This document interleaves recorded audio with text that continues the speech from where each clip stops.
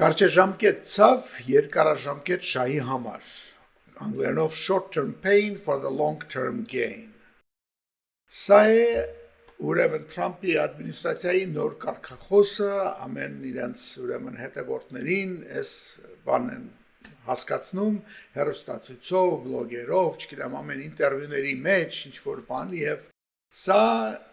կարծես նրա համար է որ արդարացնեն այս Իրանի պատերազմը, որովհետեւ նախ երկար է տևելու, քան թե իրենք հույս ունեին, երկրորդը զգում են, որ լուրջ ուրեմն ընդդիմություն կա սրա դեմ, հենց առաջին հերթին մագայի մոտ, այսինքն իրենց հետևորդների մոտ։ Ես Վարդան Վարդանյանն եմ, VV Talks, բաժանորդագրվեք, լայքերը դրեք, այսօր մարտի 12-ն է։ Խոսենք սրա մասին, խոսենք նաև ինչպես է պատերազմը ընթանում եւ ինչ է կատարվում շուկաներում, նավթի եւ այլն հարցերում, որոնք կարծես շատ մեծ կարևոր դեր ունեն այս ընդհանուր ուրեմն պատերազմի ընթացքի համար։ Ինչպես ասեցի, սկսեցին այս թեզը տարածել, որ դե դժվար է ավելի երկար կտևի, չկարծեք սա նույն ձևի արագ է լինելու, բայց մենք ճարճ ունենք, պիտի շարունակենք, մի քիչ մանեղվենք, մի քիչ ցավը քաշենք, միջև որ այս հարցը կլուծենք, Իրանը 47 տարի է մեր հոգին կերավ, մեզ դեմ կռվել էր, տերորիզմ արել ամբողջ աշխարհում, այս արել, արել եւ դել ճարճ կար, մենք եթե սա հիմա չտես պատմությունը ոնց է փոխվում առաջ խփում ենք ստիպված եղանք որովհետեւ եթե չէ Իսրայելն էր առաջ խփելու եւ Իրանը մեզ կպատասխաներ, մենք էլ կգնայինք, ասում ավելի լավ մենք խփեինք, որ երկրորդը թեզը որ սկսեց ադմինիստրացիան խոսալ, որ արդեն այնքան էր ուժեղանում, որ արդեն չէր կարող կանգնացնել իրենց միջուկային ծրագրերը, conventional սովորական զենքերով արդեն շատ կուժեղանար եւ էլ ոչինչ չէին կարող անել։ Հիմա էլ ասում որ Ախր իրենք էլ չգիտեն ինչ են ասում, հիմա էլ դե իրենք փիսը եղել են եւ ամբողջ աշխարհում տերորիզմ են արել, իրենք արդեն հարձակվելու են, դե մեկ էլ հարձակ։ Կարծես Պուտինյա Ռուսաստանը խոսա այդ բաները ասի, որ իրենք հարձակվելու են, դրա համար հարձակվեցինք, հա, հիմա էլ էսել վերջի բանն է։ Համենայն դեպս ինչքանով է սա իրանց հետևորդներին համոզում, ես բոլորին կարամ ասեմ, որ շատ չի համոզում, եւ բայց արդեն ուշ է, արդեն ընկել են մեկ։ Ամենավատ ինչը դուրս եկավ, որ ներսից պատմում են, որ Թրամփը շատ խորհրդակցություններ չունեցավ իր, ասենք թե նույնիսկ գենշտաբի հետ, հա, ասենց ասած։ Ինքը խոսել էր իր փեսու հետ, ընդամենը եւ իր այդ Վիտկոֆի հետ, հա, վերջնական որոշում ընդունելուց եւ արդեն դրանից հետո ուղղակի մնացածին հայտնեց իր որոշումը, հա, ասենց բաներ։ Էլ չեմ ասում, որ պատրաստ էր ժողովրդին նախորոք, պատրաստ էր միջազգային, ասենք համայնքը, լիներ մակում գնար խոսար դրա մասին, թե պետք է մի բան անել, ասենց չի լինի եւ այլ եւ այլ։ Ասենք նույնիսկ Իրաքի պատերազմի համար հիշում եք Ջորջ Բուշը ինչքան պատրաստեց բոլորին համոզելով որ դա պետքա տերորիզմի մեկ պետքա պայքարենք, չգիտեմ Սադամ Հուսեյնը միջուկային զենքա սարքել, չգիտեմ ինչ արում, ինչ ասես արեցին, նույնիսկ իր արտգործնախարար Քոլին Փաուելը մակում գնացել էր ինչ որ սրվակ էր ցույց տալիս թե իբրև թե Իրաքի yellow cake են բերելավ։ Մի խոսքով գոնե պատրաստում է ժողովուրդը։ Թրամփը դες ոչ ման չի արել եւ դա իր լրիվ իր խոստումներին որ մենք անverջ պատերազմների մեջ չենք մտնելու ռեժիմի փոփոխություններ չենք անելու եւ այլն բոլորի դեմ ակն իրան դրա համար են ընտրել որ իբրև թե կանգնեցնի բոլոր տեսակի այսպիսի ասենք արկածախնդրությունները հա եւ այդ դրա համար էլ հիմա սկսել են ասել well մի քիչ ցավը քաշեք բայց երկարաժամկետում լավ կլինի Ինչ է կատարվում մյուս կողմը, այսի ամերիկյան, ասենք թե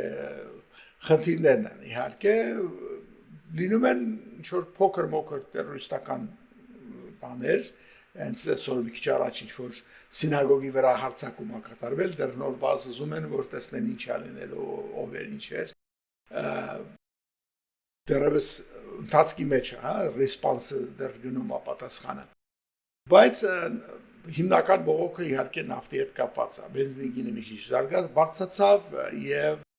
բայց ոչ այնքան ինչքան Իրանը հույս ունի։ Հիմա կխոսանք դրա մասին մի վարքյան։ Ասեմ, որ Իրանում հսկայական փոփոխություն կատարվեց, իմ կարծիքով, առաջի օրերի համեմատ։ Առաջի օրերին դուք տեսաք, որ իսկապես շոկ կար, այնտեղ այսպես մարդիկ քաոս էր տիրում, արտգործնախարարը նույնիսկ ասեց այդ բառերով, որ Թերանում քաոս է այս րոպեին, եւ իրենց պատասխանից զգացվում էր, որ քաոս է, որովհետեւ եթե հիշում եք, իրենք սկսեցին ուղղակի կրակել աջուձախ, որտեղ պատահի, հա, այնտեղ խթիներ տրան Ադրբեջան, չգիտեմ, Կիպրոսի վրա գնաց, Թուրքիայի վրա ինչ որ հրթիռ գնում եւ բացի որ իհարկե ամերիկյան բազաները Պասիցովի երկրներում եւ այլն, դրանցից բացի։ Բայց դա ավելի ոնց որ հիշեցնում էր կարծես թե իրենք ղեկավարությունը չկա եւ դաշտի, ասենք, հրամանատարությունը Եվրոպային նախորդ իրենց տրված ծրարներ են բացում, որտեղ գրված է ինչ որ որտեղ կրակի ինչ որ էզևի բաներ, ոչ թե հիմակվա իրենց պատասխանները, որ տեսնում ես որ արդեն սրանք ավելի ստրատեգիա կա մեջ եւ արդեն ինչ որ բան են անում ռեալ կոնկրետ հիմակվա սիտուացիայի պատասխան, ոչ թե նախորդ պատրաստված ինչ որ ռազմական պատասխաններ են տալիս։ Եվ դա ինչ է նշանակում։ Իհարկե նշանակում է, որ հիմա արդեն ղեկավարություն կա։ Այն ղեկավարությունը, որ Իսրայելը եւ Միացյալ Նահանգները ռմբակոծություններով գլխատեցին, այսպես ասած, սպանեցին, չկա իհարկե, բայց եւ դրա համար քաոս ստեղծվեց, բայց հիմա արդեն կա։ Դա է նշանակում, որովհետեւ եւ մեսեջը փոխվեց իրենց։ Արդեն Իրանից լսում ես, որ այո, մենք կռվելու ենք մինչեւ վերջ, ուզում եք, հա, դուք ես կարող ա ոչնչացնեք օդային ուժերը բանի, բայց եկեք, ցավակային ուժերի մասին է խոսքը, մենք պատրաստ ենք ձեզ։ Եվ այո, մենք խփելու ենք բոլոր այն երկրներին, որոնք օժանդակում են կամ իրենց երկրում ընդունել են մեզ վրա հարձակված երկրների ուժերը, այսինքն Միացյալ Նահանգներ, Իսրայել։ Դրա մեջ եթե մտնում է հարևան երկրներ, ուրեմն հարևան երկրներն են խփելու։ Եվ այս արդեն շատ հստակ քաղաքականություն է։ Պարզ բան է, այստեղ արդեն ինչ-որ մոլորված շվարած վիճակ չի։ Որը իհարկե հուշում է, որ ղեկավարություն կա։ Ով է այդ ղեկավարությունը։ Հիմա եթե նորից ասենք, որ այդ այաթոլլան, որին իրենց ընտրել են, ուր է այդ մարդը։ Բոլորը հարցնում են, ուր է ինքը, ինչի մի հատ չի դուրս գալիս եւ ինչու մի հատ live, ոնց որ ասում են, կամ վիդեո չի արձակում, ինչու չկա այս բոլորը։ Դե դրա որ չկա, ուրեմն պետքա դեղից արդեն չարլեզուները ասում են ինքը հիվանդ է, ինքը վիրավորվել էր, ոտքերը կտրել են, չգիտեմ, կամ ընդհանրապես մահացել է, կոմայի մեջ է, թե մահացել է։ Որտեղում հարցը տալիս ես, բայ եթե ինչի են իրան ընտրել, ասում են դե ավելի լավ է թող իրան ասենք ինքնա, թող Իսրայելի բոլոր ուժերը, հետախույզները, որ պիտի գային իրան սպանեն, թողներ մահացած մարդուն փնտրեն, գտնեն, սպանեն, եթե կարող են։ Բայց իրական լիդերը չեն գտնի այդ դեպքում։ Ավելի լավ է ձևի բան, տենց են բացատրում։ Տրամաբանություն կա դրա մեջ իհարկե, որովհետև հասկանում են, որ իրանք կոնտրոլ չունեն այս հարցի վերաբերյալ։ Հենց հայտարարեն մեկին ով ալնելու, դրա վրա ամբողջ այս երկու երկրների արմենիակային եւ գետնի վրա հետախուզությունը աշխատելու է իրան հայտնաբերելու, իրան ոչնչացնելու համար։ Իսկ ով է այդ դեպքում իրական ղեկավարությունը։ Well, իրական ղեկավարությունը վիրավորված ինչ որ մի հատ մոլլա է, արդյոք, թե ոչ։ Ես նախորդ հաղորդման մեջ ասացի, որ երևի Լարանջանին, հա, բայց իմ ընկերներից հուշեցին, որ չէ, Լարանջանին կրոնական բան չունի, կրթություն կոչում չունի, ինքը մոլաչի չի կարող լինի supreme leader, որը ճիշտ է, այո, տենց է։ Հարց Էսրոպեին Իրանին պետք է որ մի հատ բարձր կրոնական կրթություն ունեցող կոչում ունեցող մարդ ղեկավարի ես պատերազմը, թե իրանց ավելի լավ պետք է որ մեկը որ փորձառություն ունի եւ կրթություն ունի Լանջանին դոկտորսկի է պաշտպանել դիպլոմատ է եղել ինքը IRCG-ն ղեկավարել, ինքը կուլտուրայի մինիստր է եղել, ինքը պարլամենտի խոսնակ է եղել, ինքը փորձառություն ունեցող մարդ է եւ ինքը վստահելի մարդ է, քանի որ արդեն մահացած այդ բանի Այաթոլլայի ամենավստահելի բանն էր, խորհրդականն էր եւ այլն։ Դե պարզավոր նույնիսկ եթե մոլան լիներ նախկինը կամ ներկան Լարանջանին լինելու էր լիդերը այս պատասխան պաշտպանական բոլոր գործողությունների կամ counter-offensive հակահարվածին, հա, սենց ասենք։ Իր դերը լինելու էր շատ մեծ, իրական դերը պիտի ունենար։ Հիմա իրան տվեք այդ կոչումը Այաթոլլայի կամ մի տվեք, այսօրվա դրությամբ ինձ թվում է ինքն է ղեկավարում Իրանի բոլոր ռազմական գործողությունները։ Հիմա այնտեղ կարող է չգիտեմ ով զբաղվում ջրի հարցով կամ չգիտեմ ինչի հարցով, բայց արդեն էական չի, նշանակություն չունի այսօր որտեղին։ Պարզավոր պրեզիդենտը չի, այսել ասենք, հա, բժշկյանը չի։ Լավ։ Բաներից մեկը ես շատ sense մի տեսակ չեմ ուզում ասեմ ծիծաղելի համբավ, ծիծաղելի էր։ Դուրս եկավ արտգործնախարարը ասաց, որ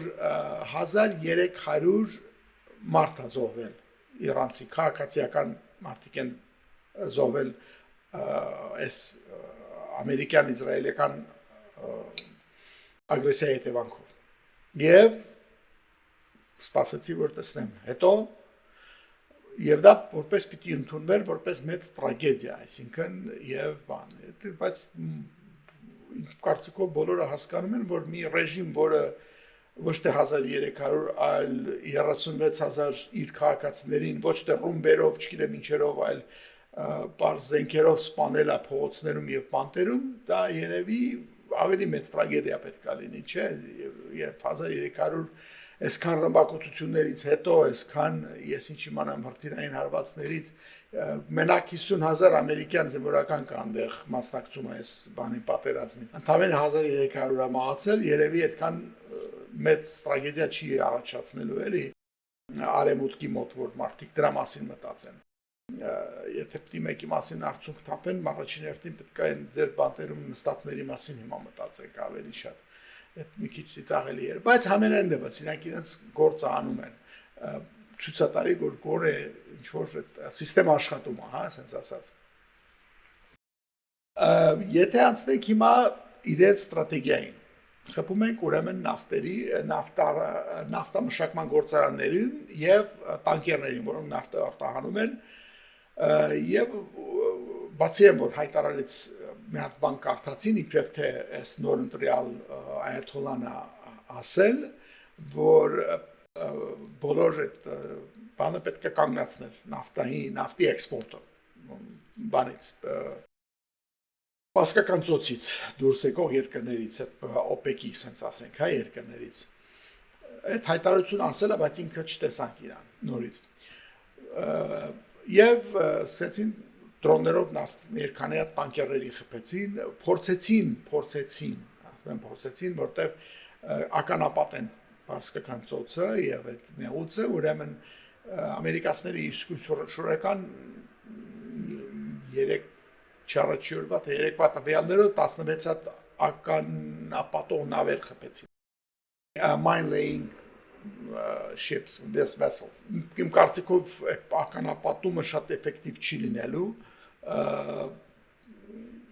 բայց դրոններով իհարկե եւ հրթիռներով կարող են նավեր խփել, դա հաստատ է լինում։ Եվ գաղափար ինչ էր, պարզ ասեցի, որ զգուշացեցի ոնց որ աշխարհին նավթի գինը հասնելու է $250 բեռելը։ Ուրիշ խոսքով հաշիվ արեք ձեր վիճակը շատ պատանելու տնտեսապես դուք եք վճարում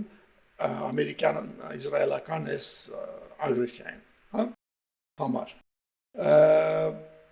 Պրոբլեմը ինչ է։ Նավթի գինը, որը 60-ների մեջ էր նախքան պատերազմը, 84-ի նախքան այս վերջի Իրանի կազմակերպված արդեն նավթի տանկերներին խփելու բանը, բարձրացավ մինչև 220, հետո իջավ շատ արագ։ Իջավ ինչքան իջավ։ Այսօր առավոտվա, ասին մի ժամ առաջվա բանով եմ ասում, մոտավորապես 93 էր, 93-73 էր, ասած իջնեն նորից։ Հիմա որ նայեմ ավելի քիչ է լինելու երևի։ Եվ ինչու։ Ինչի համար ասալ իջնում նորից։ Ասեմ որ մի քանի տար առաջ $100 էր, $100-ից ավել էր, աշխարհը չէր քանդվել դրանից էլի։ Հիմա էլ այդ երբ որ Ռուսաստանը պատերազմ սկսեց եւ այլն, հիմա էլ եթե լինի 93 կամ 100, աշխարհը չի քանդվի դրանից։ Իրանի ստրատեգիան ինչ որտեղ աշխատում է նավթի գինը բարձրացավ, բայց այդ այն չի, որ ինքը հույս ունի լինելու է։ Ինչի մասին ենք խոսում, որովհետեւ մի քանի պատճառ։ Նախ այս տարիների ընթացքում, երբ որ սանկցիա կար ռուսական եւ պարսկական նավթի վրա եւ նրանք նավթը ծախում էին շուկայական գնից էժան դիսկաունտով, որպեսզի կարողանան ծախեն պարզապես։ Այսինքն առնողները այդ ռիսկին գնան սանկցիաներին իրանց վրա կդրվեր դեմ եւ առնեն։ Շատ երկրներ առան, հենց Չինաստանը շատ պաշարներ է հավաքել իր մոտ։ Դե ասեմ, որ ամեն երկիր չունի այդ ընդունակությունը մեծ պաշարների, բայց Չինաստանը ունի, Միացյալ Նահանգները ունի եւ այլն։ Երկրորդը հետեւաբար իրանք այնց քրիտիկական վիճակ չեն տեսնում իրանց մոտ, որ պետքա խառնվեն եւ 6 րոպեին միանգամից թանկ գներով առնեն։ Եթե շատ է թանկանում, իրանք պարզապես չեր առնի, կսպասեն մինչև գինը իջնի կամ դրանով իրենց ազդեցությունը կունենան շուկայի վրա, որ առնող չկա, գինը պետք է ինգնի պարզա։ Երկրորդը այնա, որ շահավետ չի բոլորովին հենց նավթ արտադրող երկրների վրա, որ նավթի գինը շատ բարձրանա, որտեղ հենց որ շատ է բարձրանում, հենց ալտերնատիվ բաներ են շուկայում սկսում շատանալ, այսինքն էլեկտրական մեքենաներն են շատանում, քամու էներգիան, սոլար էներգիան, ծովի ալիքների, մակընթացությունների եւ ալիքների շնորհիվ առաջացած այդ պրոյեկտները սկսում են արդեն շահավետ դառնալ։ Սկսում են մարդիկ էլեկտրական մեքենաներ ավելի եւ ասեմ որ նավթի վերամշակված նավթի 70%-ը գնում է տրանսպորտին, այսինքն մեքենաների եւ թրակների, օդանավերի եւ նավերի վրա է գնում, հա, մնացածն է գնում քիմիական ինդուստրիային, պլաստիկների արտադրության եւ այլն։ Եվ հետեւաբար սկսում են այդ բոլոր ալտերնատիվ պրոյեկտները էներգիայի թափառն ավելի մեծանան։ Բայց դրանից բացի նավթի գնի հետ միասին շահավետ է դառնում միջև այդ քիչ շահավետ նավթի ասենք դաշտերը շահագործել։ Իմանայք Սաուդի Արաբիայի համար կամ ավազը մեջ խողովակը դնում ես նավթը ժայթքում, հա, ասենց ասած, շատ լավ նավթ է եւ շատ հեշտությամբ արտադրվում, ասենք Սաուդիի համար դա Սաուդի ասելով հասկացեք OPEC-ի արաբական երկրները, հա, ես իրենց որպես ներկայացուցիչ երկիր եմ գործածում։ Ասենք իրանց վրա նստում է 3-ից 5-7 դոլար նավթը բեռելը, հա, եւ ին դեպքում որ ասենք ուրիշ երկրների համար ավելի թանկ է նստում։ Պատկերացրեք, երբ Նորվեգիան նավթ հանում հյուսային ծովում, հա, պետք է գնաս այնտեղ լողացող պլատֆորմ սարքես, այդ պլատֆորմից նավթը պետք է քանի 100 մետր ջրի տակ, 1000 մետր խորությամբ գնաս այնտեղ նավթը հանես եւ հետո պետք է այդ ալիքավներով, փոթորիկներով լի այդ ծովից այդ նավթը փոխադրես, որպեսզի վերամշակես եւ այլն, չէ՞, կամ Ամերիկայի դեպքում որտեղ դե Տեքսասում ավելի էժան է, ասենք թե բայց հյուսային նահանգներում այդ shale oil-ը դա թանկ է, $40-ից ավել է նստում, 45, 46, 47 դոլար ինքնարժեքն եմ ասում, հա, ինչու որտեղ այնտեղ այդ shale oil-ը սլանցվի, որ ասում են ռուսերենով, այդ ավազի շերտերի մեջ կամ քարի շերտերի մեջ եղած քիչ նավթերն է, որ պիտի ինչ-որ ձևով ջուր սրսկես, որ ճնշում առաջացնես, դա դուրս հանես, խոսքով թանկ է արտադրել։ Ուրիշ խոսքով, երբ որ նավթի գին ընդհանուր բարձրանում է, դրանք շահավետ աղբյուրներ են դառնում, երբ որ իջնում է, արդեն կանգնում է։ Երբ որ շատ է իջնում, Ամերիկան բոլորովին չի ուզում, բայց որ շատ է բարձրանում, ինքը իր նավթային արտոնաբերությունը աճում է։ Դա լավ չի տնտեսության համար, բայց շատ բարձր գինը եւ ընտրողներն էլ գող չեն լինում, պարզա չէ դրա համար։ Դրա համար միշտ Սաուդի Արաբիան հիմա ասենք թե ուզում է պահի մի հատ happy medium, այս մի հատ վիճակի մեջ, որ ոչ շատ ամերիկյան նավթը բանանի, ամենաշատ ամերիկան արտադրում այսօր 14 միլիոն բարել արտադրում, Սաուդյան Արաբիան 10.5 արտադրում օրը։ Այնտեղ ասենք Կանադան 6.5 արտադրում, չգիտեմ, այնտեղ տարբեր երկրներ տարբեր չափերով, չէ՞, ընդհանուր ծախսը 103 հա ինչ է, այդպես մի բան է, արտադրությունը ոնց են օրինակ պահում օրինակ սաուդիները, իրանք ավելի շատ պաշար ունեն, քան թե Ամերիկա, բայց չեն արտադրում ամեն ինչը մաքսիմումով, որպեսզի կարողանան այդ բալանսը պահեն։ Ընդհանուր արտադրությունը 105-6-7, ամի 3 միլիոն բարել ավելի արտադրվում, քան թե էր արտադրվում, լավ։ Mēs օրերի մասին ենք խոսում հիմա, այսօր չեմ անում ինչա, որ